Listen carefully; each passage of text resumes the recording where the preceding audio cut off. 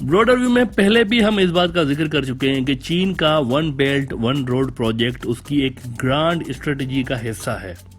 और ये वो मंसूबा है जो कि चीन को मुस्तकबिल का सुपर पावर बनने में बहुत ज्यादा हेल्पफुल साबित हो सकता है। यही वजह है कि अमेरिका ने इस मंसूबे को रोकने की कोशिश की हुई है, सरतोड़ कोशिश की हुई है, लेकिन सवाए इंडिया के इस रीजन का कोई एक मुल्क ऐसा नहीं था जिसने इस सिलसिले में अमेरिका की इस ऑब्जेक्टिव की हिमायत की हो, जिसका नतीजा यह निकला कि इंडिया, जिसकी बड़ी जानदार डिप्लोमेटिक कुव्वत हुआ करती थी पहले, लेकिन ओबोर के बाद इंडिया की डिप्लोमेटिक कुव्वत इस रीजन में आसमान से जमीन पे आ गिरी और मुकम्मल तौर पर इंडिया इस मामले में, इस खित्ते में आइसोलेट होता चला गया। ये एक बहुत बड़ा ब्लंडर था जो कि मोदी सरकार ने अमेरिकी खुशामद में आकर किया था और इसके बाद इस रीजन में चीन की जगह इंडिया ने लेने का एक नाकाम प्रयास किया और फिर उसके नतीजे में इंडिया और चीन के बीच तलखियां हमें नजर आईं। लेकिन चीन ने बड़े जबरदस्त तरीके के साथ अमेरिका के साथ साथ इंडिया को भी आउट प्ले करके रखा है इस सारे खेल के अंदर। यानी जहां दुनिया को इंडिया ये कहता हुआ नजर आ रहा था कि इंडिया चीन का मुतबादिल, चीन का अल्टरनेट हो सकता है, वहीं अब ये पता चल रहा है कि इंडिया का खुद का लार्जेस्ट ट्रेडिंग पार्टनर अमेरिका नहीं बल्कि चीन बन चुका है। यानी चीन ने बड़ी खूबसूरती के साथ दुनिया को दिखा दिया है कि चीन का अल्टरनेट बनना तो दूर की बात है, खुद इंडिया की इकोनॉमी को सरवाइव करने के लिए चीन की जरूरत है, चीनी मार्केट की जरूरत है। बहरहाल हमने आपको इसके साथ ये भी बताया था कि वन बेल्ट वन रोड का अहम तरीन हिस्सा पाकिस्तान का सी पैक यानी चाइना पाकिस्तान इकोनॉमिक कॉरिडोर है। ये वो मंसूबा है जिसे पाकिस्तान इस रीजन का गेम चेंजर मंसूबा कहता हुआ नजर आता है और आज से तकरीबन 20 साल पहले भी पाकिस्तान इस तरह के प्रपोजल्स चीन को देता रहता था कि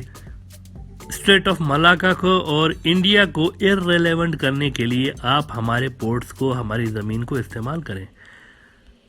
और फिर यही प्रपोजल्स पाकिस्तान के जो थे ये चीन की जानिब से वन बेल्ट वन रोड उनका जो प्रोग्राम था उसमें शामिल कर लिए गए। हमने इस बात का भी जिक्र किया था कि श्रीलंका और बांग्लादेश के लिए ख़ास तौर पर बहुत ज़्यादा अपॉर्चुनिटीज़ मौजूद है वन बेल्ट वन रोड के अंदर और इन दोनों मुल्कों के पास ये एक गोल्डन अपॉर्चुनिटी है कि अपनी मार्केट्स को इंडिया पे डिपेंडेंट रखने की बजाय चीन, अफगानिस्तान और सेंट्रल एशिया के मुल्कों के साथ कनेक्टिविटी दिलवाए। देखिए, सेंट्रल एशिया एक ऐसा रीजन है जहां पर बहुत ज्यादा अपॉर्चुनिटीज हैं ट्रेड और एनर्जी से जुड़ी हुई। अलबत्ता वहां तक की कनेक्टिविटी, वहां तक रसाई एक बहुत बड़ा मसला था और ख़ास तौर पर श्रीलंका और बांग्लादेश के लिए ये एक बड़ा मसला था क्योंकि सेंट्रल एशिया पूरा का पूरा जो है ये लैंड लॉक्ड एक खित्ता है और वहाँ के सारे मुल्क लैंड लॉक्ड हैं। इसी वजह से साउथ एशिया के जो बाकी मुल्क हैं वो सेंट्रल एशिया से बहुत ज़्यादा जुड़े हमें नज़र नहीं आते ट्रेड के हवाले से। अलबत्ता चीन और पाकिस्तान का ये जो कॉरिडोर है सी पैक का, वो इस कनेक्टिविटी वाले मसले को हल कर देता है तमाम साउथ एशिया के मुल्कों के लिए। और वो यूं कि पाकिस्तान एक तरह से दरवाज़ा है, एक तरह से गेट है सेंट्रल एशिया तक जाने के लिए और उन तमाम मुल्कों की मार्केट्स पाकिस्तान के सी पैक के रास्ते से एक्सेसिबल हो जाती हैं। और हमने आपको बताया था कि सूनर और लेटर साउथ एशिया के जो भी मुल्क हैं ये सी पैक के ही रास्ते जुड़ने जा रहे हैं सेंट्रल एशिया के साथ। अब इसकी शुरुआत श्रीलंका से होने जा रही है। पाकिस्तानी प्राइम मिनिस्टर इमरान खान इस वक्त श्रीलंका के अंदर मौजूद हैं और श्रीलंका अब सी पैक में शमूलियत अख्तियार करने जा रहा है और पाकिस्तान ने फॉर्मली इसकी दावत दे दी है श्रीलंका को। पाकिस्तान के इस कदम के पीछे चीन की हिमायत हासिल है। अब जाहिर सी बात है कि इंडिया के लिए ये एक बड़ा सेटबैक है कि पहले श्रीलंका ने इंडिया को किक आउट कर दिया था कोलंबो पोर्ट वाले प्रोजेक्ट से। यानी एक कॉन्ट्रैक्ट हो चुका था इंडिया और श्रीलंका के बीच, लेकिन उसके बावजूद भी श्रीलंका ने इंडिया को उसकी रकम भी वापस कर दी और मुकम्मल तौर पर इंडियन मंसूबे को डावाडोल करके रख दिया। अब जाहिर सी बात है कि इतना जल्दी इतने बिलियन डॉलर जो कि श्रीलंका ने इंडिया को वापस किए, ये पैसे श्रीलंका को वही मुल्क मुहैया कर सकता था जिसको इंडिया के इस श्रीलंका वाले पोर्ट के मंसूबे से एतराज था और ऐसा एक ही मुल्क है जिसे कहते हैं चीन। इसके बाद अब श्रीलंका ने एक और 440 वोल्ट का झटका इंडिया को दे दिया है सी पैक के अंदर दिलचस्पी जाहिर करके। इसके अलावा वो जल्द ही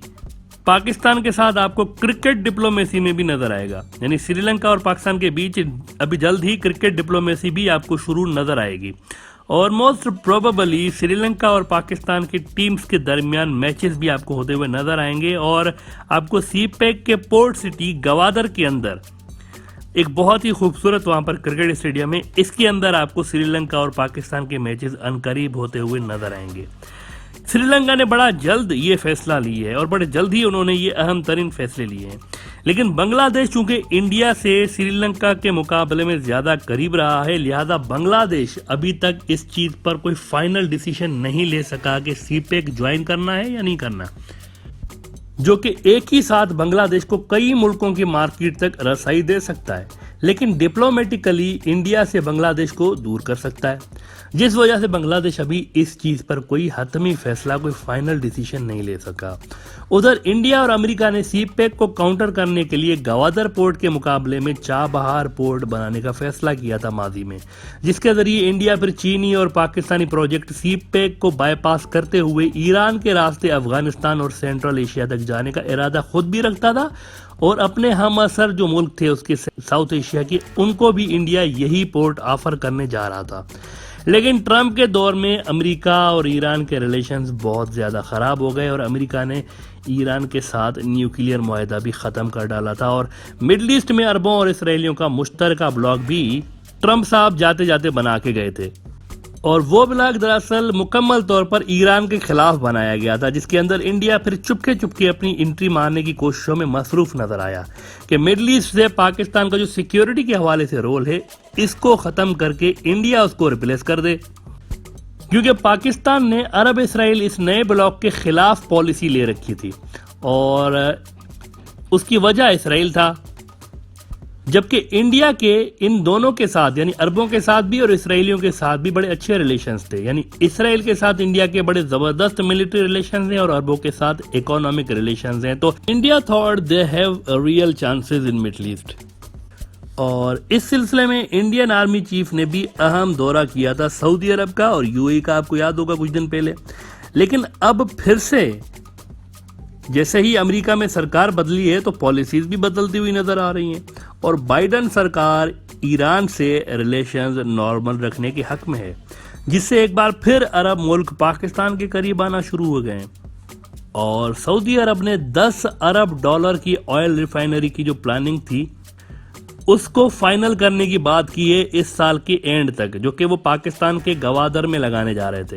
लेकिन फिर अरब इसराइल दोस्ती वाली पॉलिसी में ये डील कहीं गुम हो गई थी। लेकिन अब अमेरिका की ईरान के हवाले से चेंज होती हुई पॉलिसी के बाद वो जो डील थी गुमशुदा सऊदी और पाकिस्तान की, वो अब दोबारा कहीं से टपक पड़ी है और सऊदी दोबारा लव लेटर भेजना शुरू हो गया है पाकिस्तान को। अच्छा, इसके साथ ही इंडिया भी एक्टिव होना शुरू हो गया है। इंडिया को भी दोबारा अपनी डूबी हुई चाबहार इन्वेस्टमेंट का ख्याल आ गया है। लेकिन इंडिया एक बार फिर गलती करने जा रहा है, वो यूं कि ईरान कभी भी चीन के खिलाफ इंडिया को या उसके किसी प्रोजेक्ट को सपोर्ट नहीं कर सकता। ये बात इंडियन पॉलिसी मेकर्स को समझ नहीं आ रही है बदकिस्मती के साथ। लेकिन बांग्लादेश के पॉलिसी मेकर्स को ये बात समझनी पड़ेगी कि अगर वो बैलेंस करने के चक्कर में है और उन्होंने ये असेसमेंट करके रखी हुई है कि चीन के ओबोर का तो हम वैसे ही हिस्सा हैं, बाकी सेंट्रल एशिया, ईरान, अफगानिस्तान के साथ ट्रेड करने के लिए पाकिस्तान के गवादर की बजाय इंडिया का जो ईरानी पोर्ट होगा चाबहार, उसको हम यूज करेंगे। इससे अमेरिका भी खुश हो जाएगा, इंडिया भी खुश हो जाएगा, चीन तो वैसे ही खुश है क्योंकि हम उसके साथ हैं पहले ही, और इससे फिर हमारी लव फॉर ऑल और मलाइज फॉर नन वाली पॉलिसी भी बरकरार रहेगी। अगर बांग्लादेश में ये सोच है इस तरह की, यानी बांग्लादेश की जो प्रो इंडिया लॉबीज है उनके अंदर इस किस्म की कोई सोच है, तो ऐसा नहीं होने जा रहा। चाबहार एक highly over estimated Indian project है जिसका मुस्तकबिल बहुत ही अनसर्टेन है। वो यूं कि इंडिया का अपना जो ट्रेड है ईरान के साथ, वो तो 2018-2019 में $17.03 बिलियन था, जिसमें $13 बिलियन की इंडियन इंपोर्ट्स थी, यानी ऑयल की। और अब हुआ यह है कि अप्रैल 2019 से लेकर जनवरी 2020 तक तकरीबन 10 महीने बनते हैं और इन 10 महीनों में इंडिया की जो ट्रेड है और खास तौर पर इंडिया के जो इंपोर्ट है, ये $13 बिलियन से घट के सिर्फ $1.3 बिलियन रह गई है। अब जाहिर है कि इंडिया की जानिब से ये मौक़िफ़ अपनाया जाएगा कि इस गिरावट का जो नतीजा है वो दरअसल अमेरिका का प्रेशर था, लेकिन चीन के साथ इस अरसे के दौरान भी ईरान का ट्रेड बढ़ा है, घटा नहीं है। 2019 में जनवरी से लेकर सितंबर तक चीन ईरान ट्रेड 18.17 बिलियन डॉलर से भी बढ़ गया था। तो चीन एक बहुत बड़ी मंडी है और ईरान का कोई ट्रस्ट इशू भी नहीं है चीन के साथ, इंडिया की तरह, जहां एक अमेरिकी कॉल पर पॉलिसीज बदल जाती हैं ईरान को लेकर। और ऊपर से कुछ महीने बाद जो इलेक्शंस होने जा रहे हैं ईरान में, वहां भी हसन रूहानी की जगह बहुत ही एक बड़ा हार्डलाइनर कैंडिडेट आ रहा है नया, और कहा जा रहा है कि अमेरिका महमूद अहमदीनेजाद को भी भूल जाएगा, ऐसा ईरान नया बंदा लाने जा रहा है अगले प्रेसिडेंट के तौर पर। तो ऐसे में चीन के मुकाबले के लिए ईरान चाबहार पोर्ट इस्तेमाल होने नहीं दे सकता। ये बहुत बड़ी मिस कैलकुलेशन है इंडिया की। ये ऐसी ही मिस कैलकुलेशन है जैसे ओबोर को लेकर इंडिया ने मिस कैलकुलेशन की थी और उसके अंदर इंडिया ने शमूलियत अख्तियार नहीं की थी।